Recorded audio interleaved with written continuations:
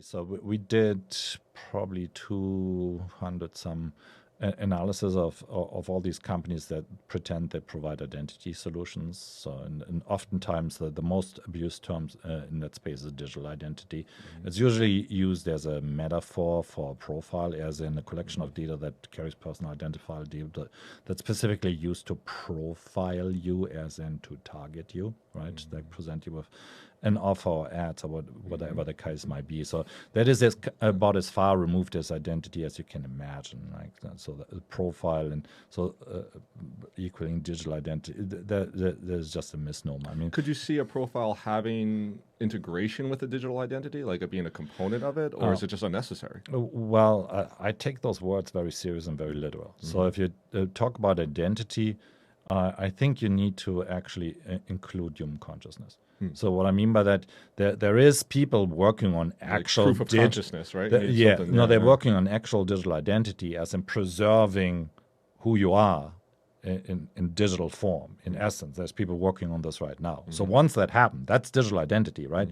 If your body should be damaged and you can transfer everything that makes up you, all your memories, all your attention, and so forth, that would be digital identity. But obviously, that has nothing to do with a profile, because I mean, your body doesn't even exist anymore. Well, I'm thinking from a legal standpoint, though, like personhood, like being an entity, being like a legal entity, the ability to own things and transfer assets. That's the one I'm after. Right? That's a totally different word. Yeah, and that's my point. So unfortunately, I was a lawyer at one point in time. So I'm very specific, which I appreciate about you. Well, I taught privacy law at one point in time, but I'm really a technologist at heart. So a lot of these things are obviously about legal technologies. And so in a court of law, what you essentially at the end of the day need to prove is human agency, as in it's observable human-directed behavior that culminates in some form of legally relevant action.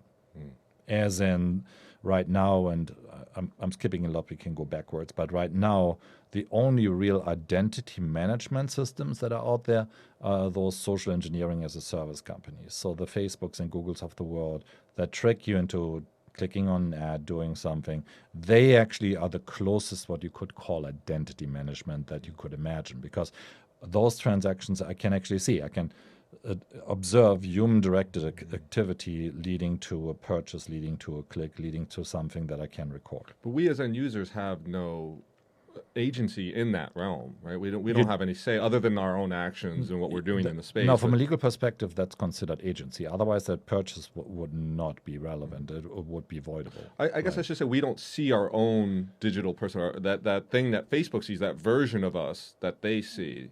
We don't see that, right? That's invisible to us. Correct, yeah. And that has, again, it has little to do with identity. Obviously, it's a profile, and they have like 4,000 or 5,000 data points on you, and they know more about you than you know about yourself. Yeah, exactly that. But yeah, at the end of the day, what we need to build is kind of the opposite. And that's why we were in the pre-roll kind of talking about my second book that, well, you get 10 years to write your first book. I'm 12 years into my 10 years on my first book. And so the second book is going to be about the topic of reversing the attention economy. Which I'm going to read immediately, the first day. Like, in fact, I insist that you give it to me before you release it. We'll do that.